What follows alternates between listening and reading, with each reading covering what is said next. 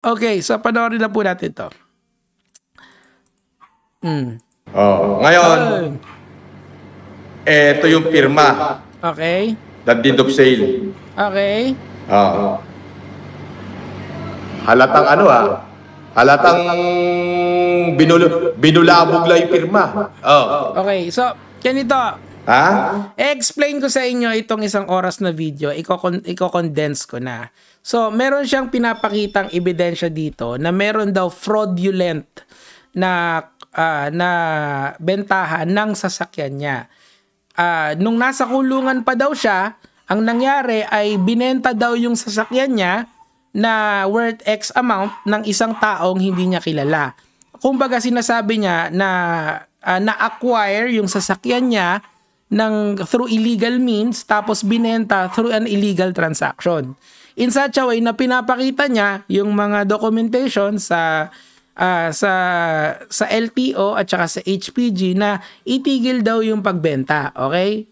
Dahil nga illegal yung transaction na yon. That is the full context, at the very least yung full summary nitong video niya na to. And he is blaming LTO for that sale that happened. Specifically, Yusek Lacanilao, Marcos Lacanilao, yung current LTO ngayon. So ano yung pinopoint niya rito? Parang nagpapakabida siya na nagiging voice of reason siya ngayon ng mga kababayan natin. Kasi nga, of course, there's always criticism sa government. Okay?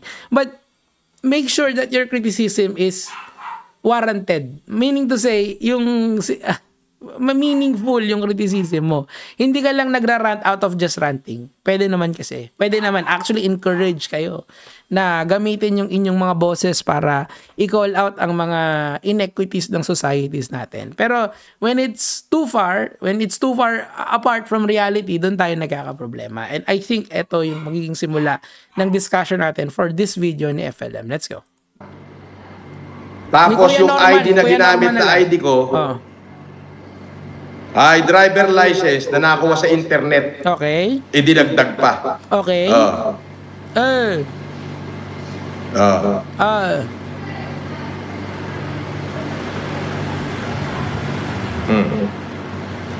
Nasa internet yung driver license ko, kinuha nila. Okay, pero ang akin lang dyan, FLM, kasi bakit LTO ang sinisisi mo sa nangyari sa'yo? Hindi ba dapat ang sisihin mo ay dapat ilapit mo yan sa NBI? And then NBI will give you a recommendation kung anong gagawin mo. 'Di ba? Ganun siya eh. Tapos hahanapin nila yung sasakyan mo. Pero you need a court order para, tama ba ako? Para hindi siya mabenta if ever, 'di ba? Kung meron ng recommendation sa NBI. So why are you blaming LTO dun sa sale na yon? Kung nagpalit man yon, kasi pinakita naman yung dokumento eh. Hindi sila ba yung magche-check kung fraudulent yung dokumento or hindi? On face value, prima facie, di ba? Di ba hindi naman? Di ba NBI pa rin yung magche-check kung forged yung dokumento or hindi? So ba't ayaw mong lumapit sa NBI? Galit dahil.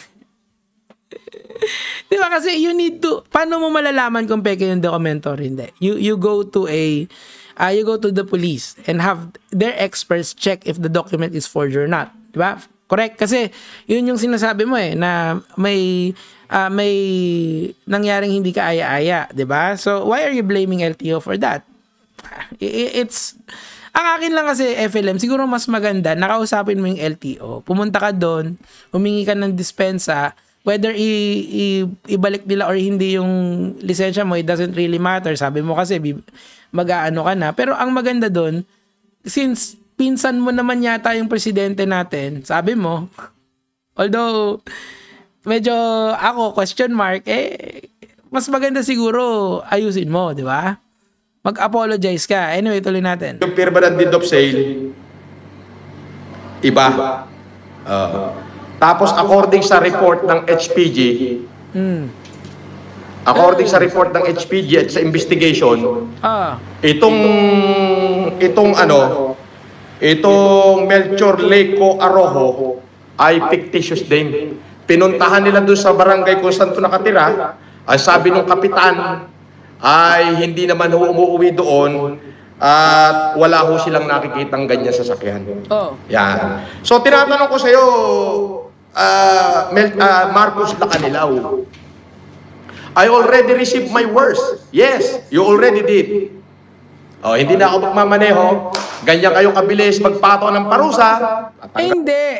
Ang isa kasing ina-argue dito ni FLM, hindi daw siya nagbigyan ng due process. That's not true. Alam mong hindi totoo yan. Kasi ano ba gagawin nyo dyan? Pagka, di ba sinabi ko na yung steps, pumunta agad kayo ni Casper dyan. Oh, tapos dalhin mo yung attorney nyo. Kunyari, Attorney Casper, ikaw muna magana sa akin. Bumuha ka muna sa akin, no? Sabihin mo, penging X amount of days para makasagot kami. Oh, pwede naman yun eh. Kaso anong ginawa mo? Nag-live ka. Ngayon, paano ka pa nila pagbibigyan? Hinihiya mo yung ahensya nila. You're disrespecting yung ahensya nila, 'di ba? So dapat makikiusap ka. Kaya nga ang tawag sa korte, ngayon ko lang nare-realize, 'di ba, may pleadings kasi sa korte. You plead with the court. Hindi ka mag-aangas sa body na nagbibigay ng decision sa mga bagay-bagay. Kasi yung sa kanila, administrative lang naman yung powers nila. Pero, baka tuluyan kanyang bangayan, baka i-recommend for criminal case ka dahil ang dami mong sinasabi sa kanila. And hindi, ibig ko sabihin, of course, kasi yung mga kaso niya is our criminal cases, di ba? Baka dagdagan pa nila yan kasi tinatrash talk mo sila Kanilaw. Alam nyo ba na hindi porke public figure ka or isa kang public official, pwede nyo lang sabihin lahat sa isang tao. Hindi, may limitations yun. Ang pwede nyo lang i-criticize yung ginagawa niya in public. Yun lang. Hindi mo pwedeng asarin kung ano man yung yung anumang bagay na hindi saklaw nung ginagawa niya publicly. Ganon. Ang labo, ang lala, men. Sobrang lala talaga. Anyway, tuloy natin. Gapin ko yan. Parusan niya yan eh. Okay? So, sa pinaka-worst ko, hindi ako mag-drive and bumili akong bagong sasakyan. Good. Okay? Pero ang tanong ko, bakit yung mga sasakyan na naka-alarm sa HPG, nata-transfer? Naggagaling-galigan ka? O sadyang kupal ka lang? Yung sinasabi niya, matagal niya nang rineport yan, hindi pa sila Kanilaw yung nakaupo. Kasi sila Kanilaw, as far as my research is concerned, October siya umupo eh. October 2025. So effectively, mag-iisang buwan pa lang siguro siya, or if yung effective date niya of being LTO head is only 1 month. Yung sa kanya, matagal niya na pinail yan. Ang point dito, ba't isang tao lang yung sinisisi mo? Bakit may pinopoint yung finger kay Kanilaw? Hindi ba dapat magalit ka doon sa sistema? Kasi alam mo naman na hindi naman LTO lang ang dapat sisihin dyan. Kung totoo yung sinasabi mo. Alam mo naman yung proseso dyan. Kung ewan ko lang di ba? Ano ang dapat gawin dyan? Kung may pekean, di ba NBI ang nag-a-assess niyan, tapos aakyat mo sa korte. Anong ginagawa mo? Sinisisi mo yung mga tao na nananahimik. Sabi ko nga sa inyo, madadagdagan pa yung sakit niya sa ulo kapag kaganyan yung ginagawa niya. Hindi ko alam siguro trip niya lang talagang maganyan-ganyan. Anyway, tuloy na natin. Marcos Lacanilaw.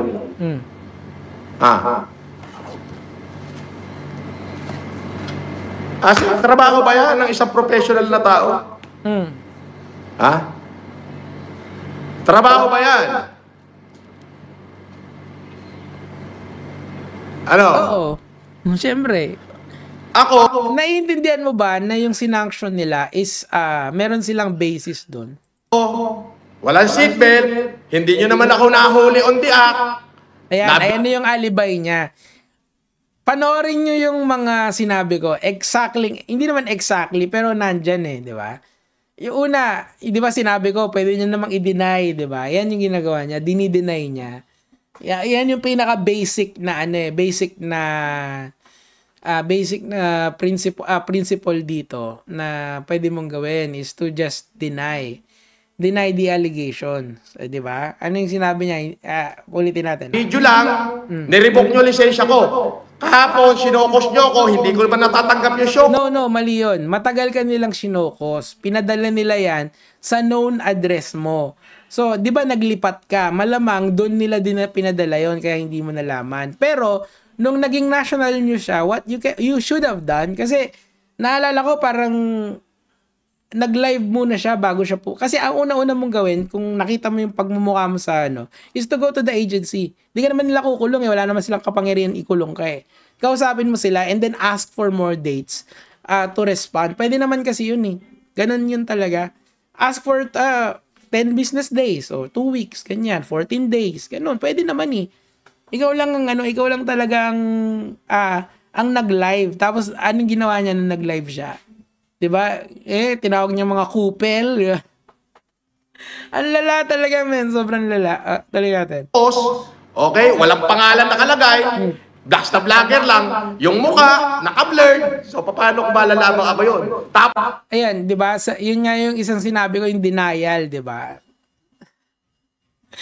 Di, kinonfirm mo sana sa kanila, pwede may hotline naman sila. Ako po si Norman Mangusin, ako po si Francis Leo Marcos, ako po yung tumakbong senador. Pwede mo namang sabihin kasi yon sa kanila.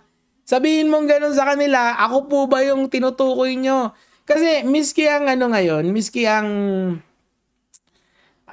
ang balita ngayon, mga lods, ayan News 5 pinangalanan ka na rin ayan bilang Francis Leo Marcos, ayan Norman Mangusin. Ibig sabihin, we are all aware kung sino yan. Mahirap nang i-deny yan, di ba? Kasi nga, hindi naman nagbago yung mukha mo since nung pandemic, di ba? Ganyan pa rin. So, ibig sabihin, ikaw yon. Papa-verify pa ba natin sa NBI? Sasayangin pa ba natin yung tax money natin para utusan ang isang ahensya ng gobyerno? Magkamukha ba to? Yes or no? Kinang Emer, kinang ini. Hindi na ganon, di ba? So, direkta na. Pwede man namang sabihin yun. Mali, ang dami kasing, ang problema kasi dito kay FLM, puro siya yes man sa paligid niya. Get someone na magbibigay sa'yo ng proper advice and actually listen to it, di ba? Listen and focus on humanitarian clever. Ngayon, revoke na. Ang galing Kasi nga, alam mo naman kasi na nasuspend ka na, di ba? Tapos hinamon mo pa sila na i-revoke ka na. Pinagbigyan ka lang. Nasa video mo yon, maraming nakapanood nun, di ba? Kung na-revoke, pwede mo naman kasing ilaban yan, idol Ngayon din, pumunta ka doon, Ang galing, sobrang pagkakaabusado mo sa kapangyarihan mo, Marcos Lacanilaw. Paano ka nga pala naupo dyan sa LTO? Matanong ko lang, qualified ka ba dyan? Malamang. Siya nga yung inupo Qualified ka bang mamuno dyan sa LTO, Marcos Lacanilaw? Kung qualified ka, bakit napakarami sasakyan, lalo na yung mga encumbered sa bangko na nalilipat sa pangalan kahit naka-alarma? Personal experience ko yan. Kaupo niya pa lang at saka may proseso kasi dyan, idol. LTO is, ministerial lang. Meron bang, ang tanong dyan kasi, meron bang investigative powers ang LTO on transferee? Kasi it's ministerial yung paglipat from point A to point B. Di ba pinasusumpa ka nun that you are, etong mga dokumento na to, sinusumpaan mo na totoo to and you are will be held accountable kung if it's not, 'di ba? May presumption of innocence, 'di ba? So kaya ka sumusumpa pa just to get that extra layer, 'di ba? So ang gobyerno would assume na kayo you're doing this in good faith. Wala kayong ginagawang criminal act, 'di ba? Ganun yung assumption ng natin ng ay nako.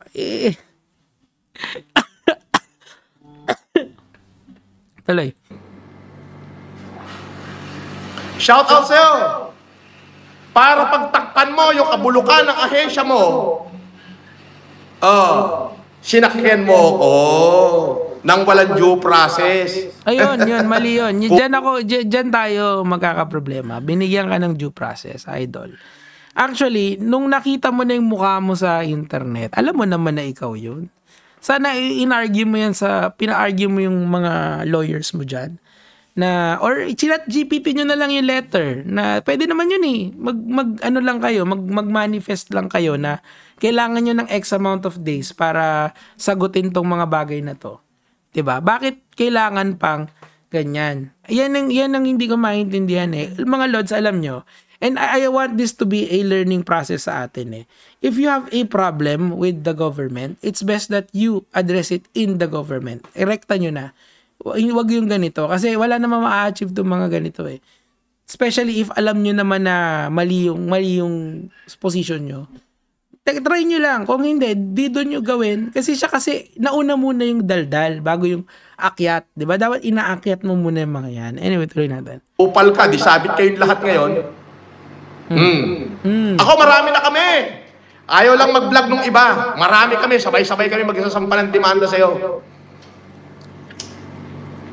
Sino ba magre-receive ng demanda? Sinong prosecutor office yan? Sa Parañaque?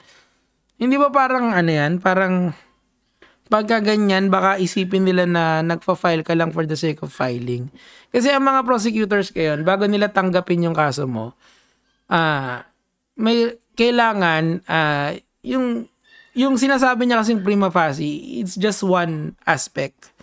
Kailangan malakas siya in the sense na pag umakyat yan sa korte, there would be reasonable grounds for conviction. Di ba nga, reasonable certainty of conviction na yung standards ngayon, hindi na lang probable cause. Mas mataas na sa prosecutor level pa lang. Kumbaga, hindi ka na 50-50 pag umakyat ka sa korte.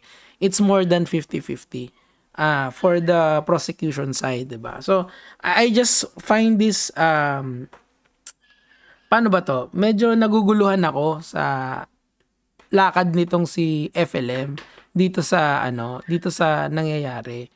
Kasi kung ako sa kanya, dapat mag-focus na lang siya doon sa mag-focus na lang siya doon sa mga cases na kinaharap niya imbis na dagdagan niya pa yung sakit ng ulo niya. Anyway, siguro trip niya yan. Wala tayong magagawa doon. Di ba? Wala na, tinanggap ko na yung worst. You already did your worst. I'll do mine. Hindi, pwede ka pa rin nalang sampa ng further cases. Kasi yung administrative lang naman yung sinampa ng LTO sa'yo eh. Pwede ka pa magkaroon ng criminal charges dyan, tapos tinrush talk mo pa sila kanilaw. Baka may liability ka doon. Who knows? Ask your lawyers. Meron, di ba may mga group of lawyers ka dyan? My point here is that wag nyong i-dare yung mga tao to do their worst. Kasi when they do their worst, baka hindi mo magustuhan yun. It's not a good precedent. Hindi maganda yun. May question lang ako. Parang hindi kaya nakakasira sa reputasyon ng Pangulong Bongbong Marcos tong hindrotok na... Hindi. Actually, baka kadagdag pa nga yan eh. Kasi, parang marami pang natutuwa eh. Actually, maraming natutuwa. Hindi, mali. Dito pala. Kita mo, akala niya, ito sabi ni Amanta Teraso, can pull the string ngayon. Even in the far, di ba? Ibig sabihin, hindi nila tinitake to as against the president. It's a plus. Kasi nga, gumana yung ating due process. You were given a chance to explain. Sabi, di ba, sinabi mo sa akin, mag-i-explain kami. Pwede ka naman, miskin ni-revoke na yung lisensya mo, pwede mo pa rin naman pa-reopen yung case to explain. Di ba sinabi mo yan sa akin? Sa akin kasi nag-donate ako sa 125. Sabi mo, hindi, mag-i-explain kami. Hindi ka naman nag-explain eh. Sinasabi ng LTO na wala silang na-receive galing sa'yo. Pwede naman. Kaso di mo ginawa. So, bakit kasalanan ng LTO? Anyway, yun lang naman po yung sa akin for today. Mamaya ulit, wala na akong boses eh. Kaya mga lods.